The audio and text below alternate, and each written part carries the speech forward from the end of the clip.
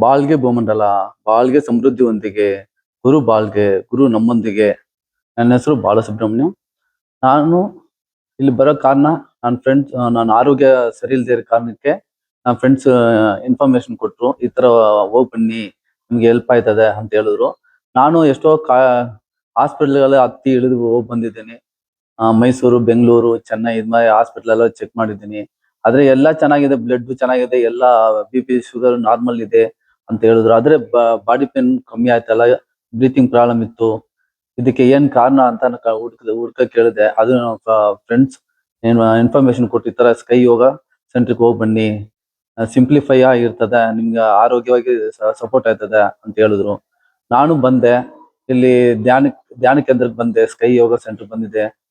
ನನಗೆ ತುಂಬಾ ಸಂತೋಷ ಆಯ್ತು. ಫಸ್ಟ್ ಬಂದಾಗ್ಲೇನೆ ಇಷ್ಟೊಂದು ಸಿಂಪಲ್ ಆಗಿ ಎಕ್ಸರ್ಸೈಸ್ ಹೇಳ್ಕೊಟ್ರು, ಧ್ಯಾನಗಳು ಹೇಳ್ಕೊಟ್ರು, ಆ ಬಾಡಿ ಎಕ್ಸರ್ಸೈಸ್ ಹೇಳ್ಕೊಟ್ರು, ಕಾಯಕಲ್ಪ ಹೇಳ್ಕೊಟ್ರು. ಈ ಕಂಟಿನ್ಯೂ ಆಗಿ ಮಾಡ್ತಾ ಇರೋದ್ರಿಂದ ನನಗೆ ಜಾಯಿಂಟ್ ಪೇನು, ಬ್ರೀತಿಂಗ್ ಪ್ರಾಬ್ಲಮ್ ಎಲ್ಲ ಕಮ್ಮಿ ಆಗಿದೆ. ಈ ಯೋಗ ಸೆಂಟರ್‌ಗೆ ನನ್ನ ಧನ್ಯವಾದಗಳನ್ನು